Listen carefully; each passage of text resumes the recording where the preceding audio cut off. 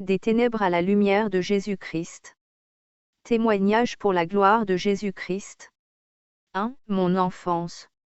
J'ai vécu mon enfance dans un quartier au nord de Nantes, mes parents étant séparés, je vivais avec ma mère et mon père étant de passage à la maison, nous formions presque une famille. Le reste de ma famille habitait dans un village au sud de Nantes. J'aimais y passer mes vacances et les réunions de famille étaient pour la plupart dans ce village chez ma grand-mère. Jusqu'à l'âge de 6 ans, je fréquentais l'établissement scolaire de mon quartier mais suite à diverses difficultés et un abandon total des professeurs, ma mère décida de me changer d'établissement pour me scolariser dans une école privée.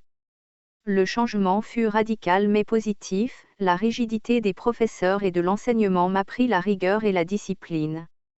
D'un naturel calme et paisible, j'ai dû faire face pour la première fois à des actes de racisme en classe. Surgit en moi une haine et une colère, ma mère fut convoquée par le directeur pour des actes de violence envers mes camarades. D'année en année, cette haine et cette rage fut multipliée, venant aussi la rébellion face à mes parents. Jusqu'à l'âge de 9 ans ma scolarité était plutôt stable, étant turbulent en classe cela agaçait mes professeurs. En janvier 1999, ma mère m'expliqua qu'elle irait dans quelques mois visiter le département du Nord avec une amie. Jamais j'aurais pu imaginer que ce voyage aurait été déterminant pour le reste de ma vie. Revenant de ce voyage, ma mère m'expliqua qu'elle aimerait vivre dans cette région et quitter notre vie à Nantes pour un nouveau départ. Je ne compris pas tout de suite l'impact de cette décision et en août 1999, nous déménagions pour une nouvelle vie. La fracture fut difficile, je souffris beaucoup de l'éloignement avec ma famille. Tout de suite, ma mère me trouva un club de sport et une nouvelle école. Je rencontrai de nouveaux amis et une nouvelle aventure débuta. Loin de l'autorité de mon père, mon comportement se dégrada et mes nouveaux amis influencés à s'opposer aux forces de police. Lors de mon entrée en 6e dans une école privée, je fus de nouveau face à des actes de racisme. Cette colère en moi ne faisait que croître et à plusieurs reprises, j'ai dû en venir aux mains pour répondre aux insultes de mes camarades. Étant influencé par de la musique hip-hop comme NTM ou IM, ma haine était galvanisée par ce type de musique. Lors de mon passage dans ce collège, mes premiers actes de délinquance furent exposés et ma rébellion fut manifeste. 2 ans plus tard, je fus gentiment remercié et invité à changer d'établissement. Ce que ma mère fit, l'inscription dans cet nouvel établissement pour moi fut le début d'une vie de délinquance. Ce collège était à quelques pas de chez moi et j'y fréquentais les amis de mon quartier. En classe, mon comportement se dégradait, j'étais turbulent et imprévisible dans mes actions, je refusais toutes sortes d'autorités. Mes notes étaient plus que moyennes et je n'eus pas mon brevet des collèges. 2. Mon adolescence. Je fus envoyé dans un lycée professionnel et ma descente était infernale, mon addiction aux sites pornographiques était déjà très présente dans ma vie. Lors de mes premiers jours dans ce lycée, je rencontrai une personne qui m'influença très fortement dans les ténèbres. Il m'initia à la consommation de drogue, d'alcool à outrance, il me fit découvrir le milieu de la nuit et m'incita à écouter de la musique électronique. Les années suivantes, ma vie fut rythmée par la drogue, la haine, la colère, toutes sortes de soirées et la musique qui conditionnaient ma vie. En 2007, mon BEP fut un échec. En janvier 2008, je fis la rencontre d'une jeune fille, tout de suite je sus qu'elle serait mienne. Étant de nature timide, étant mal à l'aise avec les femmes, notre rencontre fut naturelle et le lendemain nous nous échangions nos numéros de téléphone. Une semaine plus tard, nous décidions de nous revoir et c'est ainsi que je rencontrai pour la première fois l'amour. À ce moment-là, ma vie était identique, menée par la corruption, des voyages en Hollande pour s'approvisionner en drogue. Une déchéance totale, au point de donner à mes dealers des téléphones ou tout objet intéressant afin de payer mes dettes. Ma consommation de drogue et d'alcool était très importante. Je volais régulièrement afin de pouvoir subvenir à mes besoins. À cause de mon caractère et de ma vie instable, mon couple battait de l'aile constamment, mais par la grâce de Dieu nous ne nous sommes jamais séparés. En 2009, après avoir repassé mon BEP, je fis la rencontre d'une personne dans ma classe qui me parla de Jésus-Christ. Étant traditionnellement de culture catholique, je ne croyais pas en Dieu. Ma vie était suffisamment remplie pour me préoccuper de Dieu. Mais mon camarade de classe me parla d'un Dieu vivant, puissant et qui faisait des miracles. Je n'avais jamais entendu ça, je pensais que Dieu était à l'église, le dimanche matin et que l'on devait écouter les curés pour le connaître. J'étais stupéfait, mon cœur était touché par ce Dieu d'amour. Plusieurs fois, mon camarade me parlait de sa vie d'avant, qui ressemblait à ce que je vivais, et m'expliquait que Jésus-Christ l'avait délivré de cette vie. J'étais touché et en même temps, je ne savais pas quoi faire. Je décidai de continuer ma vie et de fréquenter les bars et les boîtes de nuit. Mais depuis que ce camarade m'avait parlé de Dieu, ma vie ne fut plus jamais la même. Des éléments que je ne maîtrisais pas commençaient à se dérouler. Un soir, j'achetais comme d'habitude de la drogue pour ma consommation, je rentrais chez moi et décidai de fumer. Après avoir consommé ce produit, je sentis mon corps partir, comme si quelque chose en moi voulait s'en aller. Je compris plus tard qu'un esprit de mort voulait se saisir de moi et m'envoyer tout droit en enfer. Dieu me fit grâce et me protégea. Quelque temps plus tard, je commençais à avoir des oppressions au niveau de la gorge constamment et je pensais avoir toutes sortes de maladies comme le cancer ou le sida. En 2010, j'eus mon permis et mon bac. Quelque temps après, je revis mon ancien camarade de classe, qui me prêcha l'évangile et l'amour que Jésus-Christ avait pour moi. Après mon bac, je restais chez moi sans activité professionnelle à profiter du système, vivant dans la corruption et le mensonge, conduisant étant ivre, prenant tous les risques et jouant avec la mort. La relation avec mes proches se dégradait, j'étais très violent et impulsif. Dans notre couple, nous vivions des bons comme des mauvais moments, mes addictions étaient très prononcées et cela influençait négativement notre couple. Gardant toujours contact avec mon ancien camarade de classe, je décida de vivre ce qu'il me prêchait. 3. Ma conversion à Jésus-Christ. En juillet 2011, je commençais à écouter des prédications d'un pasteur sur Internet. Je sentais une présence dans ma chambre, mais j'avais du mal à l'expliquer. Le fait de regarder ces enseignements me procurait une paix et une joie. Pendant des mois, je décidai de continuer et de commencer à prier. Lors de mes premières prières, je ne savais pas quoi dire et surtout comment parler à Jésus-Christ. Mais le Saint-Esprit me guida et l'amour du Père tomba sur moi et je fus rempli de son esprit. Quelques mois après, je pris mon baptême, ensuite le Seigneur me poussa à prier pour la poursuite de mon parcours scolaire qui était pour le moment chaotique. Ce que je fis, je ne savais pas où chercher et comment faire. Je commençai par m'inscrire au Pôle emploi et visiter des missions locales. Le Seigneur ouvrit des portes et je rencontrai à ce moment une personne qui me fixa un rendez-vous pour un poste de téléconseillère.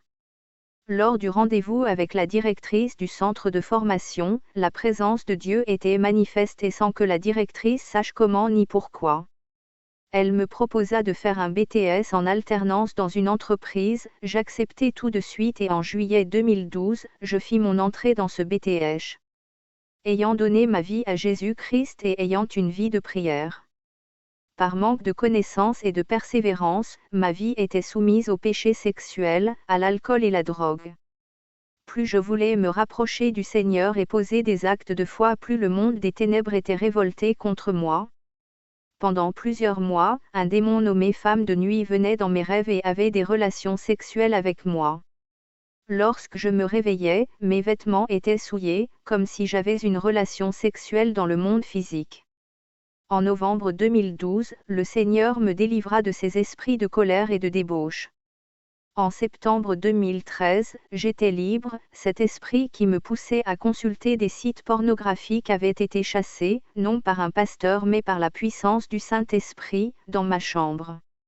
Afin de me faire retourner dans le monde, Satan utilisait mes anciens amis, lorsque j'allais prier des personnes commençaient à me contacter, il utilisait aussi mes sentiments pour faire en sorte que je les fréquente à nouveau, précisons qu'il consommait de la drogue et de l'alcool à outrance.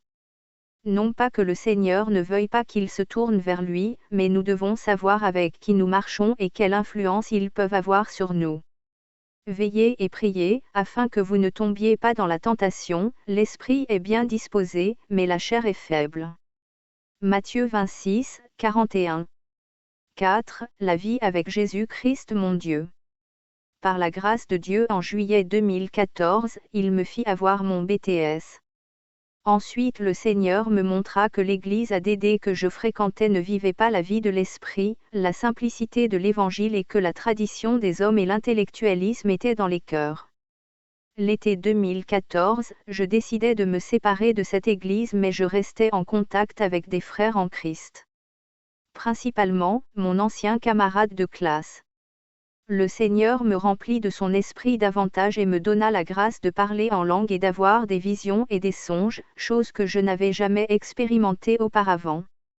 Il me permit pendant ces 2 années de BTS, de communiquer le témoignage de l'Évangile et plusieurs personnes furent touchées, principalement un camarade de classe qui donna sa vie à Jésus-Christ, gloire à Dieu.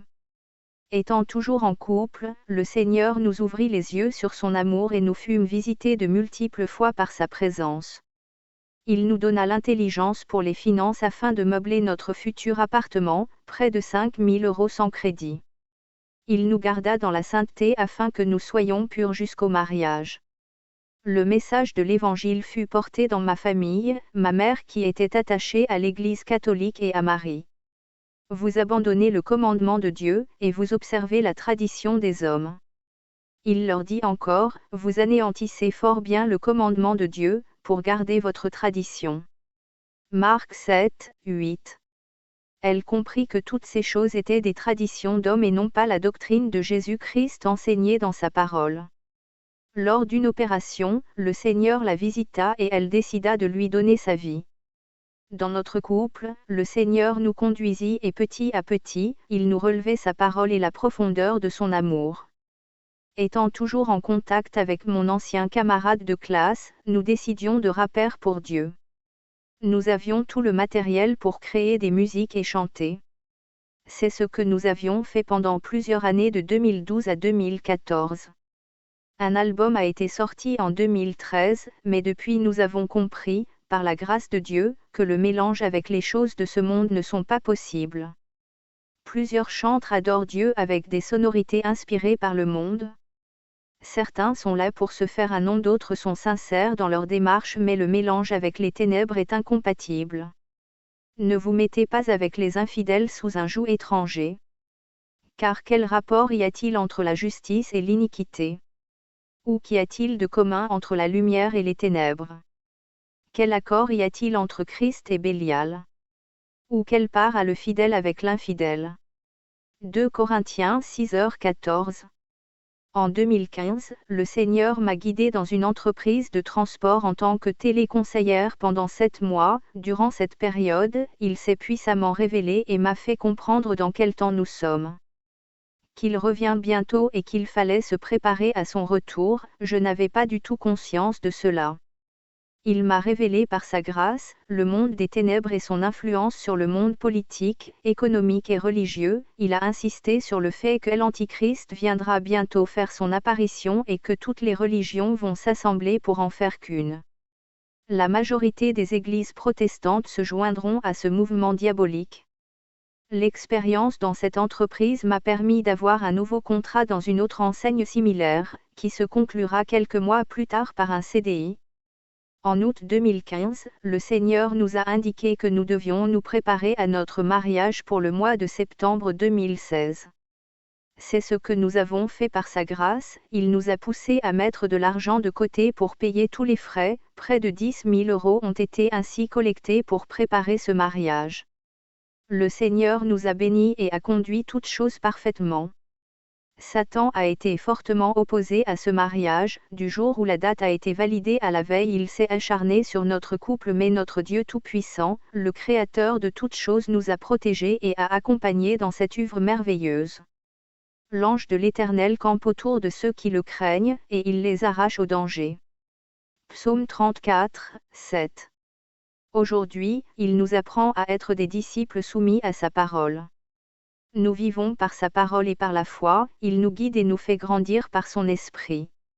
Il nous apprend à prendre position pour la vérité, face aux œuvres des ténèbres et cette mentalité unique qui gangrène le monde. L'amour, le pardon, la simplicité, l'honnêteté, la crainte de son nom, l'intégrité, l'amour des choses d'en haut, la vérité, sa parole sont parmi tant d'autres des valeurs que notre Père nous enseigne chaque jour pour sa gloire et son service.